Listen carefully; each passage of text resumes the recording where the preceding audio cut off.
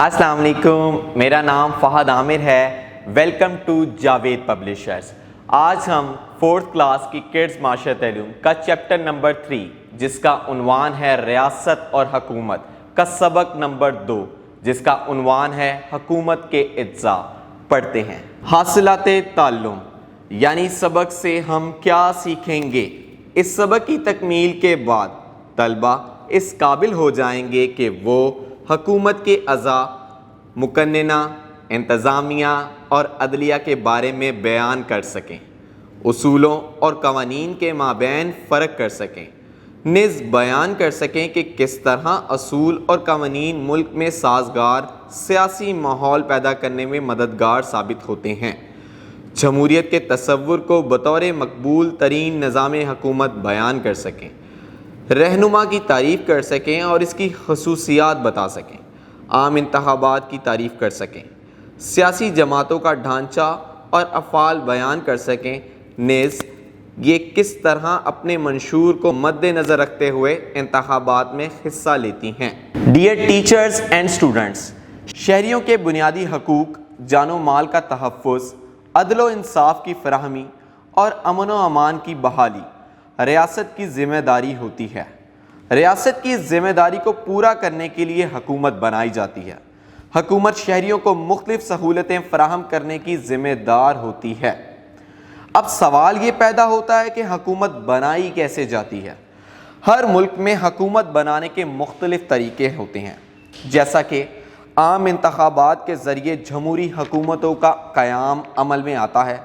پاکستان میں بھی ایک فعال نظام کے ذریعے جمہوری حکومت بنائی جاتی ہے۔ چلتے ہیں اپنے اگلے ٹاپک وفاقی اور صوبائی حکومت کی جانب۔ کسی ملک کا وسیع رقبہ اور لوگوں کا رہن سہن، ضروریات اور وسائل متنوع ہونے کی وجہ سے ایک مرکزی حکومت بہتر طور پر اکیلے نظم و نسق نہیں چلا سکتی، لہٰذا ایسی صورت میں مرکزی حکومت کے ساتھ صوبائی حکومتیں بھی بنائی جاتی ہیں۔ مرکزی یا وفاقی طرز حکومت ایسا نظام ہوتا ہے جس میں آئین کے مطابق اختیارات کو مرکزی اور صوبائی حکومتوں میں تقسیم کر دیا جاتا ہے۔ وفاق ایسی تنظیم کا نام ہے جو قومی اتحاد اور اختیارات کو صوبائی اور علاقائی حقوق کے ساتھ ہم آہنگ کرتی ہے۔ پاکستان میں بھی وفاقی طرز حکومت قائم ہے۔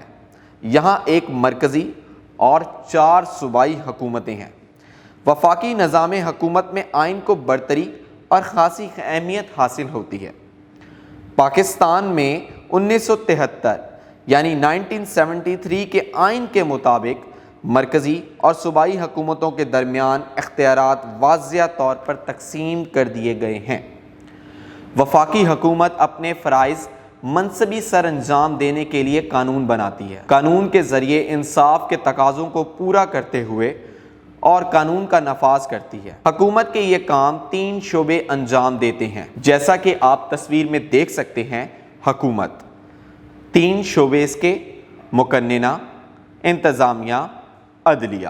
مقننہ قانون ساز شعبہ ہے، انتظامیہ قانون کا نافذ کرنے والا شعبہ ہے، یعنی قانون پر عمل درآمد کرانے کی ذمہ داری اس شعبے کی ہے۔ عدلیہ انصاف فراہم کرنے والا شعبہ۔ چلتے ہیں اپنی اگلی تصویر کی جانب۔ وفاقی حکومت کا ڈھانچہ: قومی اسمبلی، سینٹ، صدر، وزیر اعظم، وفاقی کابینہ، سپریم کورٹ، اسلام آباد ہائی کورٹ۔ چلتے ہیں اپنے اگلے ٹاپک وفاقی مقننہ۔ وفاقی مقننہ حکومت کا وہ شعبہ ہے جس کا اولین فریضہ قانون سازی ہے۔ مقننہ نہ صرف قوانین بناتی ہے بلکہ بدلتے ہوئے حالات و واقعات کی روشنی میں پرانے قوانین بھی تبدیل کرتی ہے۔ اس شعبے کے 2 حصے ہیں: ایوان بالا یعنی سینٹ اور ایوان زیریں قومی اسمبلی۔ سامنے دیے گئے کالم میں کیا آپ جانتے ہیں؟ پارلیمنٹ ہاؤس کی عمارت کا افتتاح پاکستان کے دارالحکومت میں 28 مئی 1986 یعنی 1986 کو ہوا۔ اس عمارت کو بننے میں 11 سال لگے۔ اس عمارت کا ڈیزائن ایک امریکی آرکیٹیکٹ ایڈول ڈیورل نے بنایا۔ چلتے ہیں اپنے اگلے ٹاپک ایوان بالا کی جانب۔ سینٹ ایک مستقل قانون ساز ادارہ ہے جس میں تمام صوبوں کی مساوی نمائندگی ہوتی ہے۔ پاکستان میں پہلے سینٹ کے ممبران کی تعداد 104 تھی۔ فاٹا کے خیبر پختونخوا میں ضم ہونے کے بعد اب سینٹ کی نشستیں 100 ہو گئی ہیں۔ انہی ممبران میں سے سینٹ کے چیئرمین اور ڈپٹی چیئرمین کا انتخاب کیا جاتا ہے۔ سینٹ کا چیئرمین سینٹ کے اجلاس کی صدارت کرتا ہے۔ سینٹ کا ادارہ صوبوں اور دیگر علاقوں کی نمائندگی کے ساتھ ساتھ مساوات، امن اور ہم آہنگی کے احساس کو فروغ دیتا ہے۔ سامنے دیے گئے کالم کیا آپ جانتے ہیں؟ ریاست پاکستان کا سربراہ صدر ہوتا ہے۔ سینٹ، قومی اسمبلی اور 4 صوبائی اسمبلیوں کے ارکان صدر کو منتخب کرتے ہیں۔ پاکستان کے پہلے صدر کا نام سکندر مرزا تھا۔ چلتے ہیں اپنے اگلے ٹاپک، ایوان زیریں۔ قومی اسمبلی پاکستان کے پارلیمانی طرز حکومت میں ایوان زیریں کہلاتا ہے۔ یہ ادارہ وفاقی سطح پر عام انتخابات سے قائم ہوتا ہے۔ اس کے ارکان کی تعداد 342 ہے۔ یہ ارکان براہ راست عوام کے ووٹوں سے منتخب ہوتے ہیں۔ قومی اسمبلی کی صدارت اسپیکر یا ڈپٹی اسپیکر کرتا ہے۔ وزیر اعظم کا انتخاب قومی اسمبلی کے ارکان کرتے ہیں۔ نیچے دیے گئے کالم کیا آپ جانتے ہیں؟ قومی اسمبلی 5 سال کی میعاد پوری ہونے پر ختم ہو جاتی ہے، یا صدر وزیر اعظم کے مشورے سے 5 سال پورے ہونے سے پہلے اسے تحلیل کر سکتے ہیں۔ چلتے ہیں اپنے اگلے ٹاپک، قانون سازی کا طریقہ۔ قانون سازی کے لیے بڑے سوچ بچار اور گہرے غور و فکر کی ضرورت ہوتی ہے۔ ملک کی ضرورت کے مطابق جب بھی کوئی نیا قانون بنانا پڑے تو مختلف مسودات ایوان زیریں یعنی قومی اسمبلی میں پیش کیے جاتے ہیں۔ سوائے مالیاتی بلز کے باقی ترمیمی مسودات کسی بھی ایوان میں پہلے پیش کیے جا سکتے ہیں۔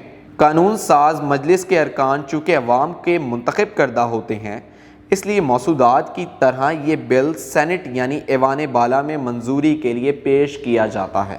ایک شق پر ہر پہلو سے غور کرتے ہوئے بل منظور کرتے ہیں۔ جب دونوں ایوانوں کے ارکان بل منظور کر لیتے ہیں تو یہ بل صدر مملکت کے پاس بھیجا جاتا ہے۔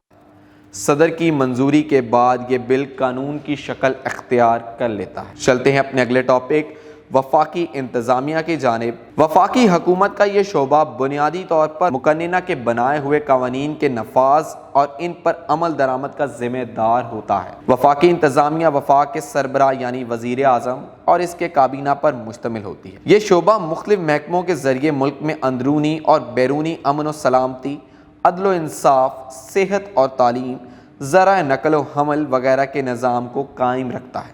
نیچے دیے گئے کالم کیا آپ جانتے ہیں؟ وفاقی حکومت کا سربراہ وزیر اعظم ہوتا ہے۔ پاکستان کے پہلے وزیر اعظم نواب زادہ لیاقت علی خان تھے، جنہیں شہید ملت بھی کہا جاتا ہے۔ آپ نے ایک سیاسی جلسے کے دوران 1951 میں شہادت پائی۔ وفاقی عدلیہ وفاقی حکومت کا تیسرا بڑا شعبہ یا ستون عدلیہ ہے۔ عدل و انصاف کا حصول انسان کی اہم ترین ضرورت ہے اور فطری خواہش ہے۔ ایک با اختیار اور آزاد عدلیہ شہریوں کے بنیادی حقوق کی ضامن اور محافظ ہوتی ہے۔ وفاقی مقننہ کے بنائے ہوئے قوانین کا انتظامیہ کی مدد سے نفاذ یقینی بنانا عدلیہ ہی کا کام ہے۔ عدل و انصاف کی فراہمی اور قوانین کی خلاف ورزی کرنے والوں کو سزا دینے کا اختیار بھی عدلیہ کے پاس ہے۔ مقدمات کی سماعت، ان کا فیصلہ اور قوانین کی تشریح بھی عدالتیں ہی کرتی ہیں۔ وفاقی عدلیہ سپریم کورٹ آف پاکستان اور اسلام آباد ہائی کورٹ پر مشتمل ہوتی ہے۔